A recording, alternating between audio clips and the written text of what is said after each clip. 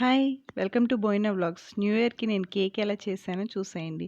ముందుగా నేను 3 ఎగ్స్ తీసుకున్నాను. తర్వాత ఒక గ్లాస్ షుగర్ తీసుకున్నా. అండ్ తర్వాత కొంచెం baking soda and baking powder. And నేను ఈరోజు వెనిలా కేక్ చేస్తున్నాను. అందుకని వెనిలా ఎసెన్స్ తీసుకున్నాను. సో, ఇక్కడ అన్నీ బేకర్స్ కంపెనీవి తీసుకున్నాను. అండ్ తర్వాత మైదా పిండి. ఇది జల్లించి పక్కన పెట్టేసుకున్నాను. అండ్ ఒక బౌలు ప్లస్ ఒక విస్కరు, స్పూన్ తీసుకున్నా. సో, కేక్ చేయడానికి ఈరోజు నాకంటే ఎక్కువ మా బాబు ఎక్సైటెడ్‌గా ఉన్నాడు.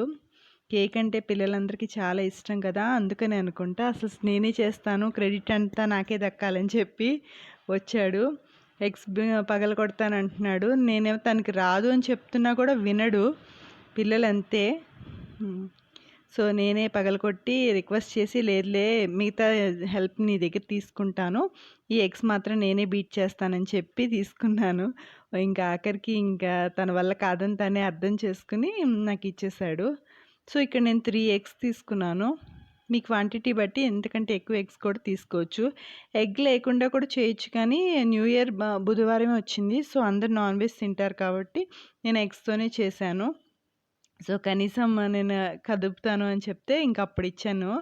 లేకపోతే అసలు ఇంకా ఏడుస్తున్నాడు. నేనే చేస్తాను అని చెప్పి. సో, ఈ ఎగ్స్‌ని మిక్సీలో కూడా బీట్ చేసుకోవచ్చు. కానీ మిక్సీలో కంటే ఇలా విస్కర్‌తో చేస్తేనే చాలా బాగొస్తది కేకు. సో, ఇక్కడ నేను షుగర్ అంతా ఇందులో వేసేసాను. ఇది ఎప్పటిదాకా కలపాలంటే షుగర్ మొత్తం కంప్లీట్‌గా కరిగిపోయేంత వరకు కదుపుతా ఉండాలి. నేను ఒక 10 మినిట్స్ కదుపుతా ఉన్నాను. సో, ఇలా కదిపితే చాలా థిక్‌గా, అంటే ఒక దోస బ్యాటర్‌లాగా వచ్చేసిందనమాట. సో, అంత బాగా కదుపుతా ఉంటే అట్లా creamy టెక్స్చర్‌లో వచ్చుద్ది.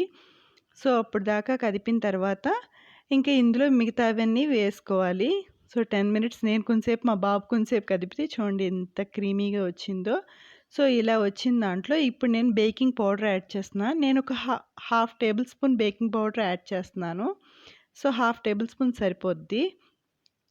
So, half table spoon baking పౌడర్‌తో పాటు ఒక పావు టేబుల్ స్పూను బేకింగ్ సోడా, ఇది కూడా యాడ్ చేసుకోవాలి. అప్పుడే కేక్ అన్నది ఫ్లఫీగా వస్తుంది.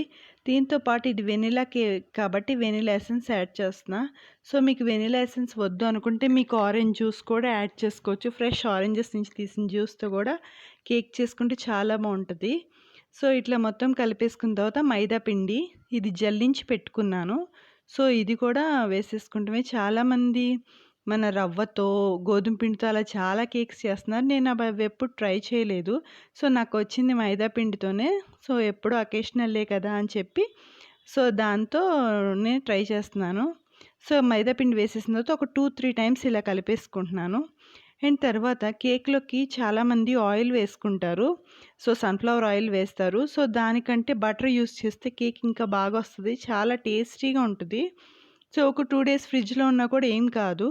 సో, అందుకని నేనిక్కడ బటర్ యూజ్ చేస్తున్నాను. కొంచెం సుమారుగా కొన్ని క్యూబ్స్ బటర్ తీసుకున్నాను. సో, ఈ బటర్ వేసేసుకున్న తర్వాత మనకి సరిపడా పాలు తీసుకుంటున్నాను. వన్స్ పాలు పోసేసిన తర్వాత మనం మామూలు దోస బ్యాటర్ ఎలా కలుపుకుంటామో అలా కలుపుకోకుండా ఇలా కట్ అండ్ ఫోల్డ్ మెథడ్‌లో కలుపుకోవాలి. నేను వీడియోలో చూపిస్తున్నా కదా! కట్, ఫోల్డ్ అలాగా కదుపుకుంటా ఉంటే కేక్ అన్నది చాలా బాగొస్తది. తర్వాత కేక్ మౌల్డ్ తీసుకొని, ఆ కేక్ మౌల్డ్‌లో కొంచెం ఆయిల్ యాడ్ చేసుకోవాలి. సో, ఇక్కడ నేను ఆయిల్ ఎందుకు యాడ్ చేస్తున్నానంటే కింద కేక్ అంటుకోకుండా యాడ్ చేస్తున్నాను.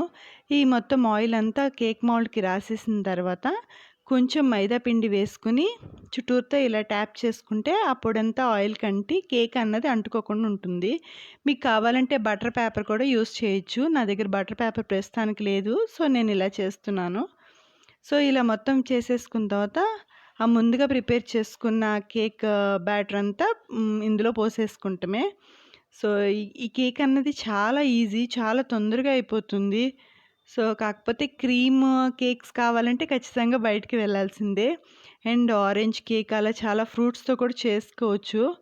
సో, నెక్స్ట్ వ్లాగ్స్‌లో నేను ట్రై చేస్తాను చేయటానికి. అండ్ దీనిపైన కొంచెం గార్నిష్‌గా కొంచెం డ్రై ఫ్రూట్స్ అనేవి యాడ్ చేసుకుంటున్నాను. సో, ఈ డ్రై ఫ్రూట్స్ యాడ్ చేసే పని మా బాబు తీసుకున్నాడు. సో, కేక్ అంతా డ్రై ఫ్రూట్స్ చక్కగా గార్నిష్ చేయి నాన్న అని ఇస్తే, అన్నీ అక్కడక్కడ వేస్తున్నావేంటి సరిగ్గా వేయట్లేదు, అన్నీ ఒకే దగ్గర వేస్తున్నావు అని అంటే ఆయనకి కోపం వచ్చింది. చూడండి అన్నీ ఒకే దగ్గర వేసేసాడు. సో, ఏదైనా తినేదే కదమ్మా నేను బాగానే చేశాను అని అంటున్నాడు. సో, సరే ఇంక వాడితో గొడవ ఎందుకులే అని వదిలేసాను. తర్వాత ఇప్పుడు నేను కేక్ అనేది కుక్కర్‌లో చేస్తున్నాను. సో, కుక్కర్‌లో కొంచెం సాల్ట్ వేసేసుకొని కింద ఇట్లా టేబుల్ మీద పెట్టుకునే ఒక స్టాండ్ ఉంటుంది కదా! అది పెట్టేసుకున్నాను. అండ్ కుక్కర్ 5 మినిట్స్ హైలో పెట్టుకున్నాను. సో, కుక్కర్ అంతా హీట్ ఎక్కడానికి. సో, కుక్కర్ అంతా హీట్ అయిపోయిన తర్వాత ఆ కేక్ మౌల్డ్ పెట్టేసుకొని అండ్ కుక్కర్ మీద గ్యాస్ కట్ తీసేసుకొని అండ్ విజిల్ కూడా పెట్టుకోకూడదు. సో, ఇలా నాకు 45 మినిట్స్ పట్టింది. సో, కంప్లీట్‌గా 45 మినిట్స్ దాన్ని సిమ్‌లోనే వదిలేయాలి. తర్వాత 45 మినిట్స్ తర్వాత ఒక టూత్ పిక్ తీసుకొని దాన్ని ఇలా గుచ్చి చూస్తే మనకి కేక్ అన్నది ఏం అంటుకోకుండా రావాలి టూత్ పిక్‌కి. సో, ఇలా అయితే కుక్ అయినట్టు. సో, వన్స్ గ్యాస్ ఆఫ్ చేసిన తర్వాత కంప్లీట్‌గా కేక్ కూల్ అయిపోయిన తర్వాతే మనం సైడ్స్ అన్నీ ఇలా చాకుతో కట్ చేసుకొని డీమౌల్డ్ చేసుకోవాలి. కూల్ అవ్వకుండా తీస్తే కేక్ అంతా కింద అడుగున అతుక్కుపోతుంది. అలా అస్సలు చేయమాకండి. సో, నేను కంప్లీట్‌గా కూల్ అయిన తర్వాత తీశాను. సో, కేక్ అనేది చాలా పర్ఫెక్ట్‌గా వచ్చింది. సో, మా బాబయితే ఫుల్ హ్యాపీ అనమాట. నేను చాలా రోజులయిపోయింది. దగ్గర దగ్గర 1 ఇయర్ అయిపోయింది నేను కేక్ చేసి. సో, అందుకనే మా బాబు చాలా ఎక్సైటెడ్‌గా ఉన్నాడు. అండ్ ఇంకా అసలు కోయకుండానే టేస్ట్ బావుందని చెప్పేస్తున్నాడు. సో, కేక్ అన్నది చాలా ప్లఫీగా వచ్చింది. అండ్ టేస్ట్ కూడా చాలా బావుంది. వెనిల్లా ఫ్లేవర్ అన్నది తెలుస్తుంది. సో, వెనిల్లా ఎసెన్స్ యూజ్ చేశాం కదా! సో, అలా కాకుండా మీరు చాలా ఎసెన్స్ యూజ్ చేసుకోవచ్చు. అండ్ ఆ రోజు మా డిన్నర్ వచ్చి పన్నీర్ బటర్ మసాలా అండ్ చపాతీ. ఇది 31st నైట్ అనమాట. అండ్ కొంచెం గులాబ్ జామ్. ఇది నా ఫ్రెండ్స్‌కి, రిలేటివ్స్ పెడతానికని చేశానులెండి అన్నీ. అండ్ తర్వాత ఒక కేక్ కూడా కట్ చేసుకున్నాం ఆ రోజు నైటే. Thanks for watching. బాయ్.